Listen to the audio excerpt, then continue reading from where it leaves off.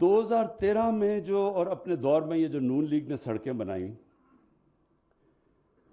جو 2 لین کی سڑک تھی، 2 لین کی سڑک میں ان کے فرق 4 قسم کی سڑکیں بنی ہیں. ایک ہے 2 لین کی سڑکیں، اس میں اور جو آج کل کے مہنگائی کے باوجود جو آج ریٹ دیے جا رہے ہیں 2013 میں اور 2021 میں، اس میں 33.37% کا فرق ہے. ہماری زیادہ سستی سڑکیں بن رہی ہیں مہنگائی کے باوجود.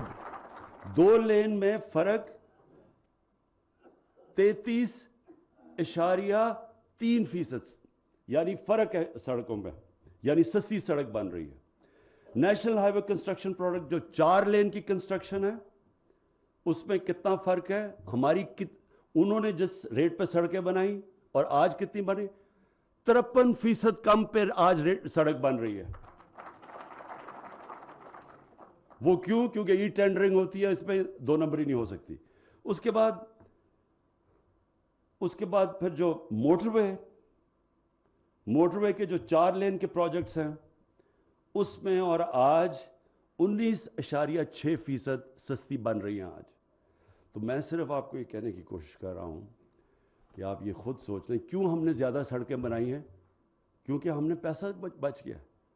اور اگر ان کا اور آج کا کمپیئر کریں کہ ہم نے کتنا پیسہ، اگر ہم اس ریٹ پہ سڑک بناتے ہیں تو مزید ہمیں کتنا پیسہ خرچ کرنا پڑنا تھا؟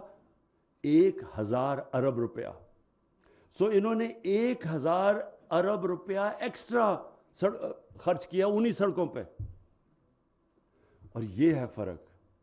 1000 ارب روپیہ آپ خود سوچ لیں کہ اس سے آپ کیا کیا بنا سکتے ہیں.